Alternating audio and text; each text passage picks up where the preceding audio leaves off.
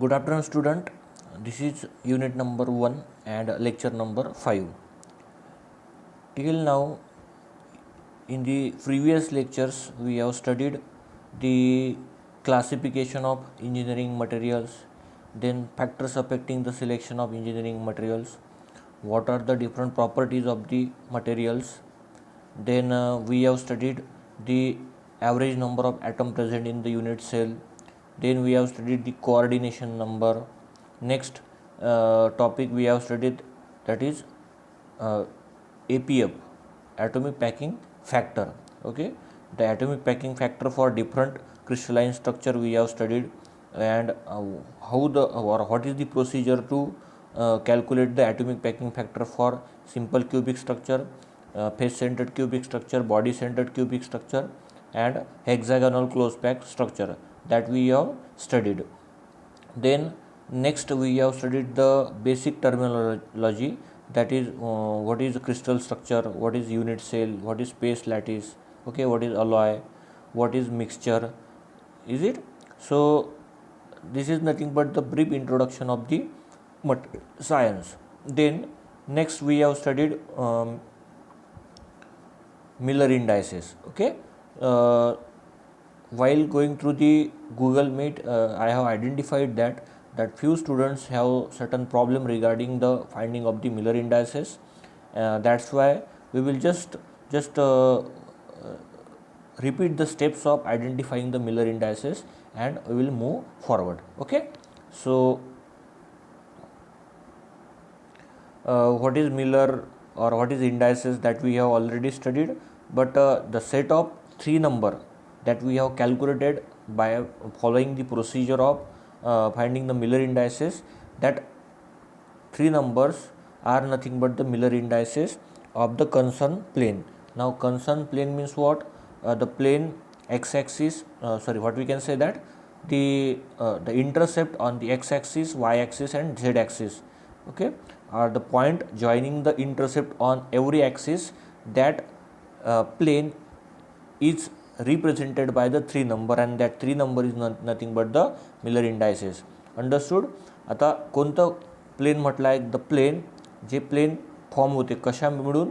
तर इंटरसेप्ट होतात, म्हणजे ज्या एक्स ॲक्सिस, वाय ॲक्सिस आणि झेड ॲक्सिसवर जे इंटरसेप्ट तयार होतात, त्या इंटरसेप्टला कनेक्ट करून जे एक प्लेन तयार होते, ते प्लेन काय रिप्रेझेंट करते? तर मिलर इंडायसेस. आणि मिलर इंडायसेस कसं रिप्रेझेंट करतो आपण? 3 numbers, that is HKL. General जर फॉर्ममध्ये सांगायचं झालं तर HKL. Okay, so we just follow the procedure. प्रोसिजरमध्ये बघा काय केलेलं आहे exactly. It determine the intercept of the plane along the X axis, Y axis, Z axis in terms of lattice constant. आता लॅटिस कॉन्स्टंट कोणते आहेत? तर A, B and C. ही काय आहेत? These 3 are the lattice constant. Determine the reciprocal of this number. आता last लेक्चरमध्ये मी सांगितलं तुम्हाला की आपण रेसिप्रोकल कसं कॅल्क्युलेट करतो. तर 1/A, देन 1/B आणि 1/C, अशा प्रकारे आपण जे लॅटिस कॉन्स्टंट आले आहेत त्याचे रेसिप्रोकल फाइंड आउट करतो. Okay, after obtaining the reciprocal we have to find out the least common denominator. आता लिस्ट कॉमन डिनॉमिनेटरलाच LCM म्हणतो आपण, least common multiplier, LCM. Okay, तर याचा लिस्ट कॉमन मल्टिप्लायर असेल A, B आणि C. जर आपण याला प्रत्येक रेसिप्रोकलला ABCनी मल्टिप्लाय केलं तर काय येईल? पहिले येईल तो BC, नंतर येईल AC आणि लास्टमध्ये येईल AB. ओके, हे काय येईल त्याचे? After finding out the least common denominator and multiply each reciprocal by least common denominator, we will get the parenthesis. आणि त्या पॅरेंथेसिसमध्ये जे नंबर असतील जशी BC, AC आणि CD, हे काय असतील? What we can say that the Miller indices. आणि जनरल फॉर्ममध्ये आपण त्याला लिहितो HKL. Okay, so HKL is nothing but, और HKL म्हणा किंवा हे जे इथे आले आहेत BC, AC आणि AB, हे काय आहेत? तर मिलर इंडायसेस आहेत त्या पर्टिक्युलर प्लेनचे. ओके, तर अशा प्रकारे आपण मिलर इंडायसेस कॅल्क्युलेट करू शकतो. आता इथे तुम्ही या डायग्राममध्ये सुद्धा बघू शकता. जर इथे जर क्युबिकल फॉर्ममध्ये जर ड्रॉ करायचं झालं तर ते कशा प्रकारे येईल बघा.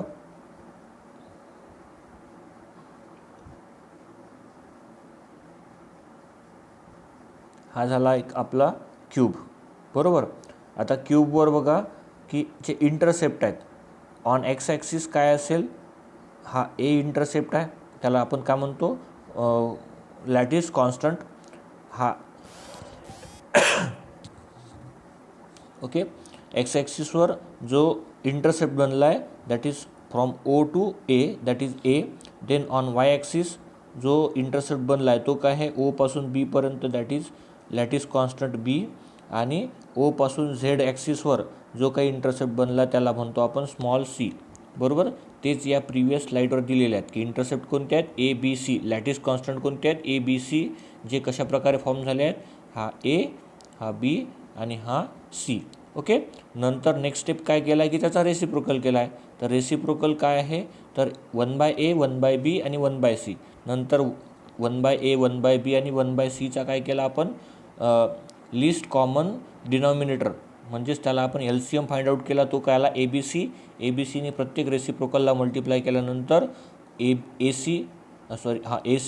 देन पहिले काय मिळालं आपल्याला BC, नंतर AC, नंतर AB. अशा प्रकारे आपल्याला त्याचे लॅटिस कॉन्स्टंट मिळाले. इथे काय म्हटलं आहे बघा, plane ABC has a intercept of 2 units along x axis, 3 units along y axis and 2 units along z axis. Okay, so this is nothing but the Miller indices. आता इथे बघा एक एक्झाम्पल दिलं आहे, डिटर्मिनेशन ऑफ मिलर इंडायसेस. तर या केसमध्ये बघा इथे आपण लास्ट लेक्चरमध्ये सुद्धा पाहिलं आहे की the intercept are 2, 3 and 2 on the 3 axis. तर जसं आता इथे पहिल्या ॲक्सिसवर पहिल्या या जी ते डायग्राम दिला त्यामध्ये एक्स ॲक्सिसवर इंटरसेप्ट काय मिळाला होता ए, परंतु इथे काय मिळालं आहे, इथे काय कन्सिडर करायचं आहे 2. वाय ॲक्सिसवर काय आहे, वाय ॲक्सिसवर आहे बी इंटरसेप्ट, इथे काय आहे 3, इथे आहे 3. देन झेड ॲक्सिसवर काय आहे सी आहे, तर इथे काय आहे सी. ओके, तर अशा प्रकारे काय 2, 3, 2 हे काय आहेत इंटरसेप्ट आहेत रिस्पेक्टिव्ह ॲक्सेसवरचे, एक्स वाय आणि झेडवरचे. नेक्स्ट स्टेप काय त्याचा रेसिप्रोकल 1/2, 1/3 आणि 1/2. आता लिस्ट कॉमन डिनॉमिनेटर जर कॅल्क्युलेट करायचा झाला तर लिस्ट कॉमन डिनॉमिनेटर काय असेल याचा 6 किंवा LCMसुद्धा म्हणता येईल त्याला. तो LCM काय असेल 6. आता LCM आहे 6. तर 6ला कशा प्रकारे मल्टिप्लाय केल्यानंतर त्याचे जे मिलर इंडायसेस किंवा रेसिप्रोकल्स येतील ते 3, 2, 3. ओके, तर हे जे इंटरसेप्ट आहेत किंवा यावरून जो काही प्लेन बनेल तो प्लेन म्हणजेच काय रिप्रेझेंट करेल, the Miller indices of ABC is 3, 2, 3. Okay, understood. तर हेच मला परत एक्सप्लेन करायचं होतं, जे काही स्टुडंटच्या थोडे डाऊट्स होते ते क्लिअर होतील अशा प्रकारे. बघा आता इथे Miller indices of some important plane दिलेले आहेत. तर यामध्ये बघा तुम्ही की हा जो 1, 0, 0 डायरेक्शन आहे, तर हा प्लेन काय रिप्रेझेंट करतो, the Miller indices of plane 1, 0, 0 direction. आणि बऱ्याच स्टुडंटचा एक क्वेश्चन हाही होता की आपण हे प्लेन स्टडी करतो आहे किंवा मिलर इंडायसेस स्टडी करतो आहे म्हणजे काय आहे. जर आपल्याकडे एक मेटॅलिक पीस आहे, ठीक आहे, आपण त्याला एका पर्टिक्युलर शेपमध्ये क्युबिकल शेपमध्ये कन्सिडर केलं आणि एक या डायरेक्शनने अशा प्रकारे जर आपण त्याच्यावर फायलिंग केली, फायलिंग कळत असेल सगळ्यांना, फाईल म्हणजे काय आहे, रेक्टँग्युलर, स्क्वेअर अशा प्रकारच्या फाईल्स जर तुम्ही वर्कशॉपमध्ये पाहिल्या असेल तर फाईल केल्यानंतर आपण त्याला जर अंडर मायक्रोस्कोप स्टडी करायचा प्रयत्न केला त्या क्युबिकल शेपला, तर जे लॅटिस स्ट्रक्चर्स किंवा क्रिस्टलाइन स्ट्रक्चर कशा प्रकारे ऑब्झर्व होतील, that we will have to study under microscope by performing some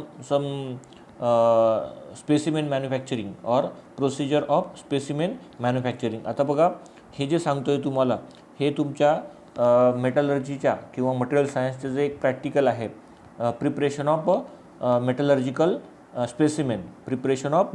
specimen, त्याच्याशी रिलेटेड आहे, बरोबर आहे. तर त्यात तुम्हाला काय एक माइलस्टील म्हणा किंवा ब्रॉन्झ किंवा ब्रासचे स्पेसिमेन्स राहतात.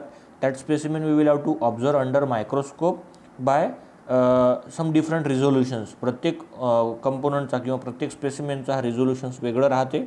तर ते जर ऑब्झर्व करायचं असेल तर आपल्याला त्याच्या पर्टिक्युलर काही प्रोसेस फॉलो करावं लागतात. त्याला पहिले फायलिंग करावं लागतं. After filing we will have to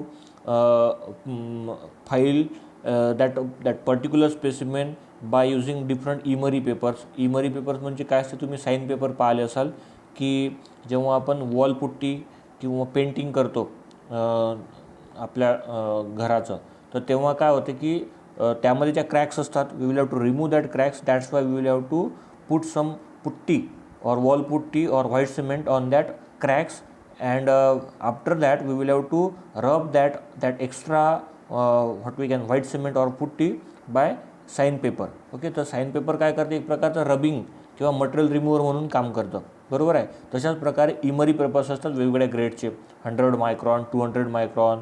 okay, तर जर आपल्याला आपण स्पेसिमेन प्रिपेअर करत आहे तर पहिलं काय सांगितलं, स्पेसिमेनला कट करावं लागेल. स्पेसिमेन कट झाल्यानंतर वेगवेगळ्या इमरी, वेगवेगळ्या साईजच्या किंवा ग्रेन साईजच्या इमरी पेपरवर त्याला रब करावं लागेल 90 डिग्रीमध्ये टर्न करून. एकदा त्याला ग्राइंडिंग झाल्यानंतर सेकंड ग्रेडचा इमरी पेपर घ्यायचा. अशा प्रकारे त्या जोपर्यंत मिरर फिनिश येत नाही त्या स्पेसिमेनवर तोपर्यंत त्याला रब करायचा आहे, बरोबर आहे.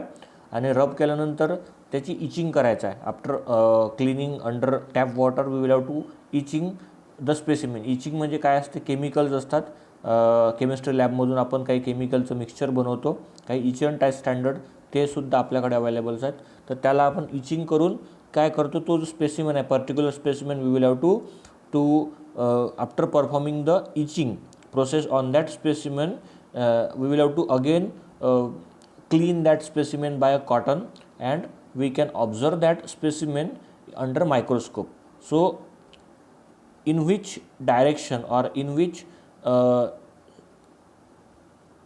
what we can say, in which cutting size or cutting plane we have performed on the specimen that represent the study of that particular specimen by using the Miller indices. Okay, so this is nothing but the study or what we can say that application of the Miller indices in the material science or metallurgy. Okay, understood. I think now the most of the doubts of student has been cleared. आता वेगवेगळ्या डायरेक्शनमध्ये करू शकतो. इथे पहा, या front फेसवर आपण हा under microscope म्हणजे काय म्हणू, अंडर ऑब्झर्वेशन किंवा अंडर स्टडी आहे. त्यानंतर जर पाहिलं तर हा जो कट पोर्शन आहे हा अंडर ऑब्झर्वेशन आहे किंवा अंडर स्टडी आहे, बरोबर. किंवा या केसमध्ये काय केलं आहे की हा पोर्शन अंडर ऑब्झर्वेशन किंवा अंडर स्टडी आहे. तर that represented by the plane, and that plane काय रिप्रेझेंट करते, the Miller indices calculated by our self. Is it? So this is nothing but the Miller indices and study of the Miller indices, and that Miller indices given by the scientist Miller. Okay, so this is regarding the Miller indices. Then we have studied the solid solutions. Solid सोल्युशन्सच्या आधी alloy आणि मिक्सचरमधला difference find out करणं गरजेचं आहे. Mixture काय असते, एक mixture जर म्हटलं तर बघा, आपण जे chivda mixture bhel is one of the type of mixture. त्याच्यामध्ये असं काही पर्टिक्युलर कंपोजिशन नाही आहे की दॅट मुरमुरे will be this much %. Then what we can say that all the gradients doesn't have certain a particular concentration or composition. Okay, in a random composition we mix the all that content in the bhel. But suppose we consider the alloy मध्ये काय राहते, एक particular percentage of element we will have to add to obtain the certain type of alloy. जसं आता इथे example दिलं आहे copper आणि झिंकचं, तर त्याच्यापासून काय बनते, कॉपर आणि झिंकचं जे मिक्सचर आहे त्याला आपण ब्रास म्हणतो, आणि त्याला मिक्सचर न म्हणता आपण that brass is a alloy of copper and zinc.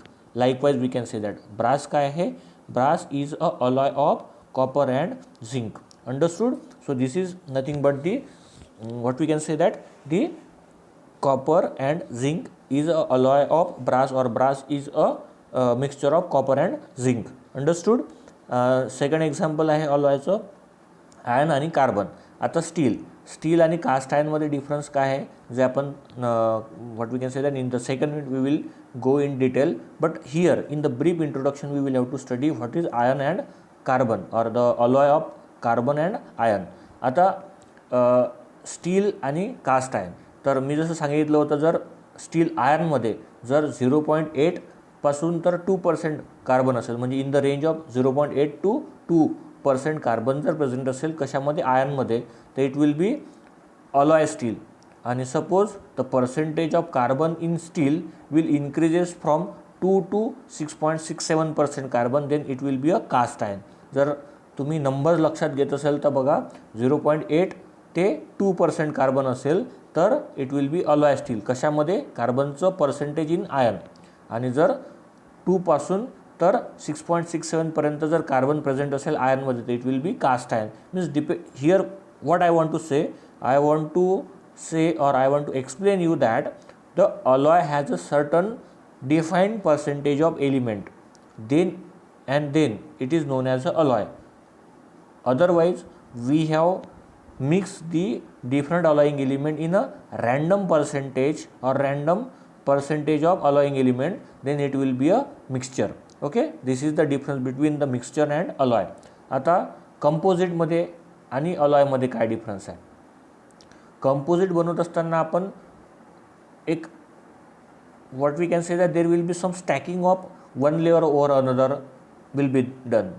Okay, but in case of alloy we will have to mix that alloying element in a proper percentage. Means complete mixture or complete solubility is there, but in case of the composite there will be no solubility or there will be no mixture. जर example घ्यायचं झालं कंपोजिटचं तर तुम्ही plywood पाहिलं असेल. Plywood म्हणजे काय, there will be a stacking of different layer of wood and that layers has been composed or compressed, means in between that two layers there will be sawdust is there, and that sawdust is composed of a Fevicol by sticking purpose. बरोबर आहे. तर ते झालं काय म्हणू आपण composite. किंवा second example जर द्यायचं झालं तर जो टायर आहे आपला कशाचा, 2 व्हीलर और 3 व्हीलरचा किंवा सायकलचा जो टायर येते, तर त्या tyre is also example of composite. का, तर त्याच्यामध्ये बघा जो गोट असते टायरचा, त्या गोटमध्ये काय स्टील वायर्स आहेत प्रोव्हाइड केलेल्या in order to provide the strength.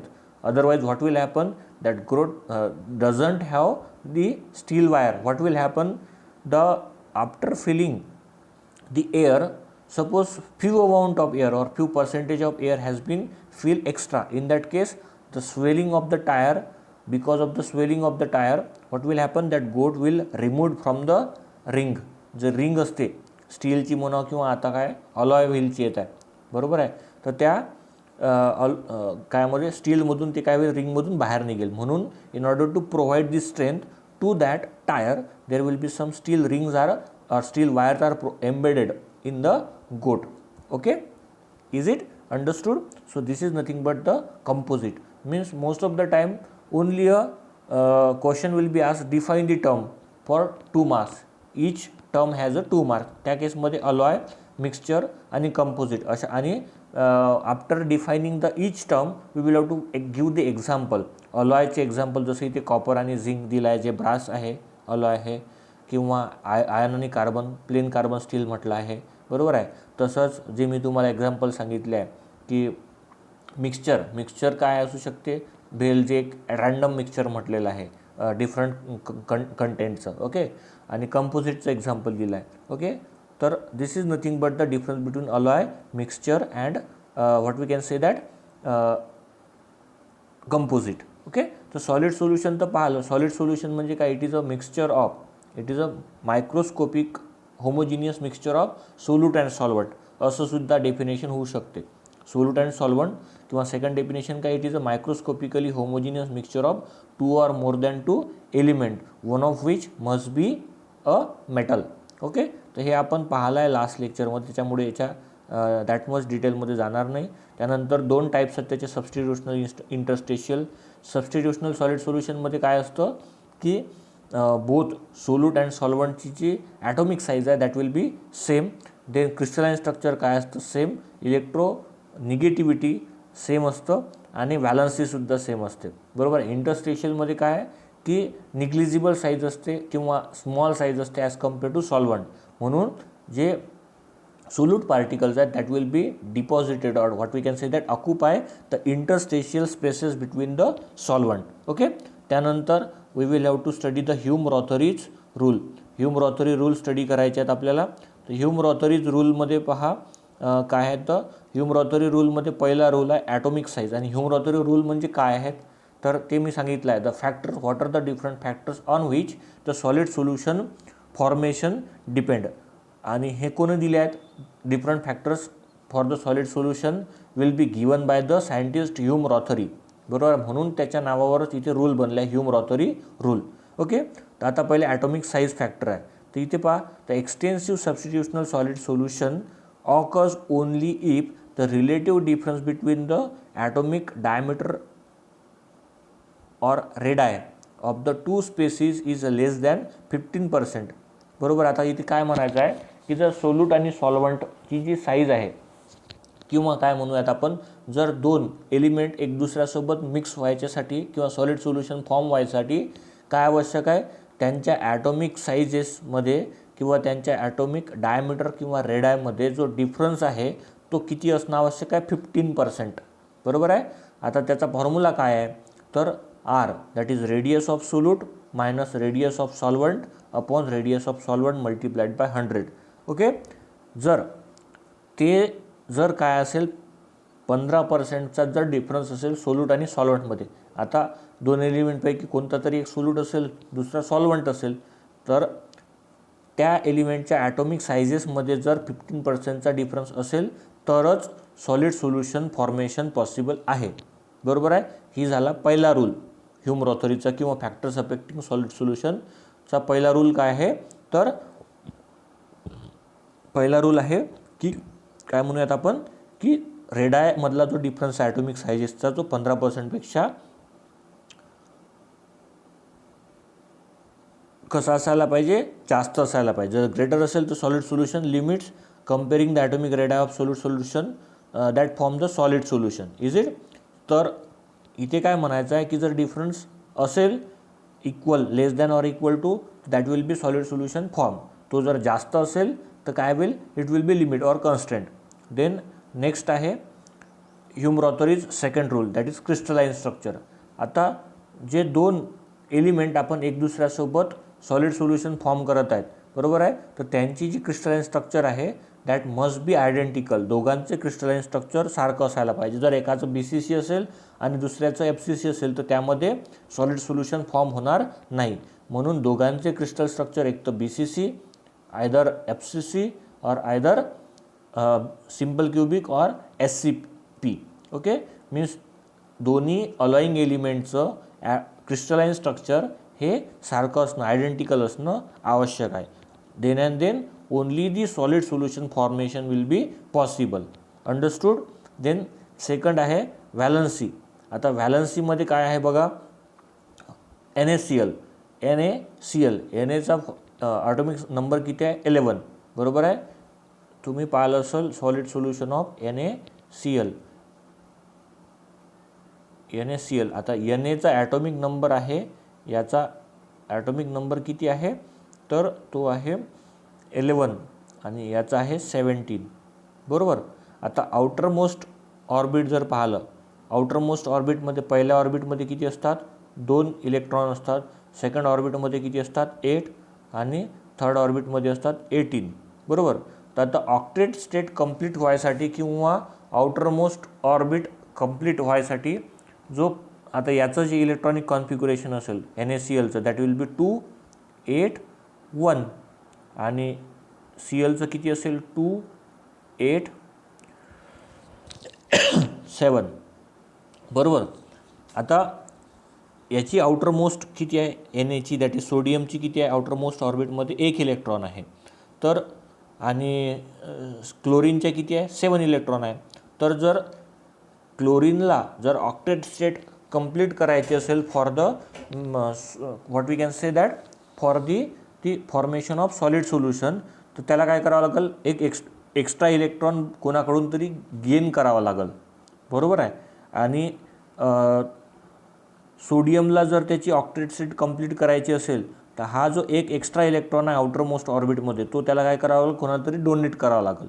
तर अशा प्रकारे यावरून काय सांगता येईल की जी सोडियमची व्हॅलन्सी किती झाली 1, कारण की तो काय करत आहे, हा जो आउटर मोस्ट शेलमधला जो एक इलेक्ट्रॉन आहे तो डोनेट करत आहे Clला, आणि Cl जे आहे क्लोरीन जो आहे तो काय करत आहे, एक इलेक्ट्रॉन दुसऱ्याकडून घेत आहे, म्हणजे त्याचीसुद्धा जी व्हॅलन्सी आहे ती काय आहे, 1 आहे. म्हणजेच यावरून काय सांगायचं आहे, a metal will dissolve a metal of higher valency to a greater extent. आता इथे काय म्हणायचं आहे की आता जर इथे आपण जनरली काय कन्सिडर करतो की आउटर मोस्ट ऑर्बिटमध्ये जे ऑक्टेट स्टेट कंप्लीट व्हायला जेवढे जास्त इलेक्ट्रॉन म्हणजे द्यायचे आहेत किंवा घ्यायचे आहेत त्याच्यावरून व्हॅलन्सी डिसाईड होते. तर इथे काय म्हणायचं आहे, a metal will dissolve a metal of higher valency to a greater extent than one of the lower valency. आता इथे जर पाहिलं तर असं म्हणता येईल की याची 7 व्हॅलन्सी आहे, याची 1 व्हॅलन्सी आहे. तर ज्याची सगळ्यात जास्त व्हॅलन्सी आहे तो आणि ज्याची सगळ्यात कमी आहे, हे जे 2 एलिमेंट आहेत ते लवकर सॉलिड सोल्युशन फॉर्म करतील, बरोबर आहे. म्हणून काय म्हणायचं आहे की that a higher valency metal has a greater affinity than the lower valency. Okay, the solute and solvent atom should typically have the same valency in order to achieve the maximum solution. बरोबर आहे. तर ज्याची खूप जास्त आहे आणि कमी आहे त्याच्यामध्ये it will be certain limitation, but ज्याची व्हॅलन्सी काय आहे, सेम आहे, त्याच्यामध्ये मॅक्सिमम सॉलिड सोल्युबिलिटी फॉर्मेशन होण्याचे चान्सेस असतात. ओके, जर इथे पाहिलं तर तेच लक्षात येईल तुम्हाला. Just a second, let me erase. Okay, काय म्हटलं आहे इथे बघा, काय म्हटलं आहे, the solute and solvent atoms should typically have the same valency in order to achieve maximum solubility. Okay, तर मॅक्सिमम सोल्युबिलिटीसाठी काय आवश्यक आहे, the solute and solvent atom should have typically the same valency. आणि आता जे एक्झाम्पल पाहिलं NaCl त्यामध्ये दोघांची व्हॅलन्सी काय होती, सेम होती, that is 1. Okay, so this is nothing but the third rule, Hume Rothery's third rule, that is valency rule. आणि फोर्थ काय, the electron negativity rule. The electron negativity difference close to 0 gives maximum solubility. तर ज्याचा electron negativity 0च्या जवळपास आहे तर त्याची maximum solubility असेल.